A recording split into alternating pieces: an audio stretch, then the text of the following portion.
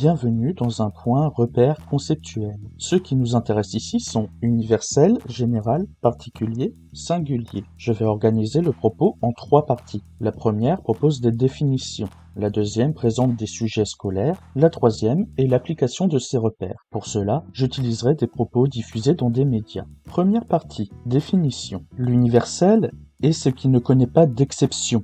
De manière commune, c'est ce qui concerne la totalité d'un groupe, un ensemble lié par la nécessité ou par essence. Par exemple, quand nous évoquons la politique, nous savons que c'est un fait humain. C'est universel lorsque nous visons l'ensemble des hommes et des femmes. Si l'ensemble des hommes et des femmes n'est pas concerné, il n'y a plus d'universel. Le général est un groupe ayant des particularités qui peuvent constituer un critère suffisamment commun pour se différencier de l'universel. Par exemple, les philosophes. Tous les philosophes sont des hommes ou des femmes, mais tout homme ou toute femme n'est pas philosophe. Le particulier est un ensemble ayant des caractères spécifiques permettant d'identifier des individus. Par exemple, parmi les philosophes, on peut penser aux philosophes antiques morts avant Jésus-Christ et originaires de Grèce. Enfin, le singulier est un individu unique ou ayant un caractère rare. Ici, nous pouvons citer par exemple Pythagore, Socrate, Platon ou encore Aristote, etc.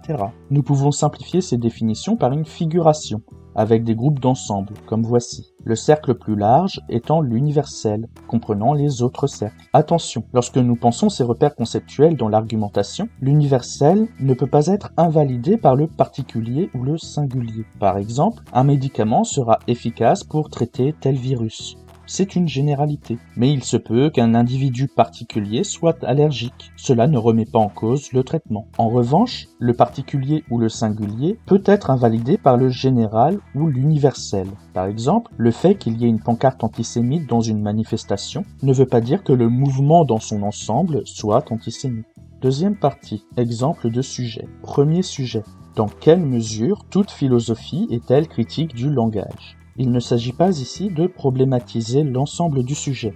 Nous nous concentrons sur les repères conceptuels en question. Ici, nous pouvons repérer l'universel avec la formulation « toute philosophie », c'est-à-dire qu'ici, c'est l'ensemble d'un domaine qui peut prendre diverses formes, qui est en tension avec l'idée de critique du langage. Pour répondre au sujet et le problématiser, il faut donc définir ce qu'est une philosophie, et aussi différencier une philosophie et la philosophie. La philosophie, c'est le concept. Une philosophie, c'est l'application particulière d'une voie conceptuelle et pratique visant une certaine connaissance et un certain mode de vie. Ici, il est possible de donner des exemples. Pythagorisme, scepticisme, dont je vous mets des liens en information, conséquentialisme, marxisme, etc.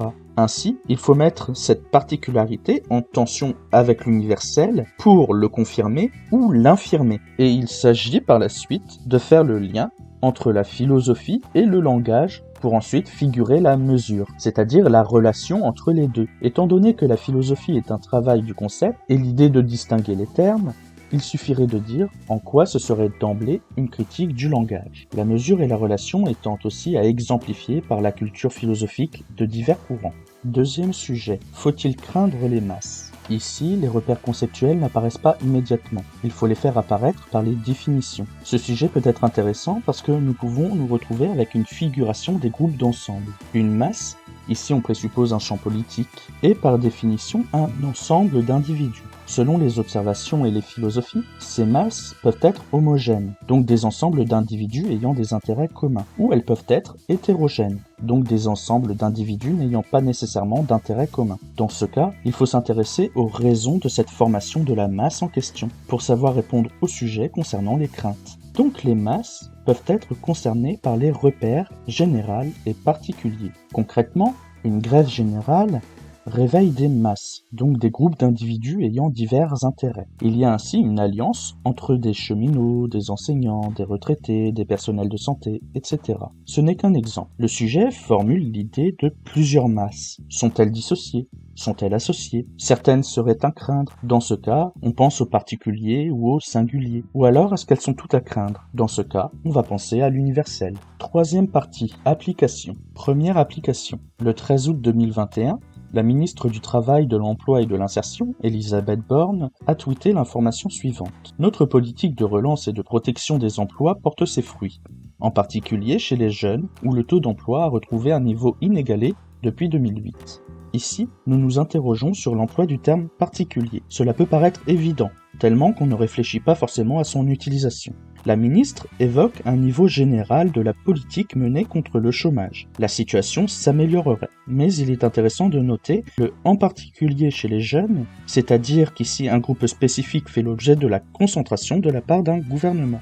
Ainsi, les jeunes, en réalité les 15-24 ans, seraient les plus favorisés par les diverses mesures. L'emploi permettrait d'augmenter le niveau de vie et de relancer la consommation. Les mesures annoncées par la ministre sont liées à un ensemble de mesures liées aux autres cabinets ministériels. Par ces deux biais, nous pouvons donc comprendre que l'emploi est un domaine qui s'améliore de manière générale par rapport à l'ensemble de la population active française. Et nous pouvons comprendre que la situation économique des jeunes s'améliore. Malheureusement, les propos de la ministre peuvent être mis en tension à la fois par la détermination de l'âge moyen de l'ensemble des chômeurs qui, à partir de 2020, s'est abaissé, notamment à cause de la crise de la Covid-19. Nous pouvons également penser que le simple taux d'emploi n'est pas suffisant pour déterminer l'attention portée aux jeunes par le gouvernement si d'un autre côté, les conditions matérielles de vie se dégradent, comme la baisse des aides au logement. Le terme particulier est souvent pensé en lien avec un procédé rhétorique d'insistance, lorsqu'il n'est pas question de définition.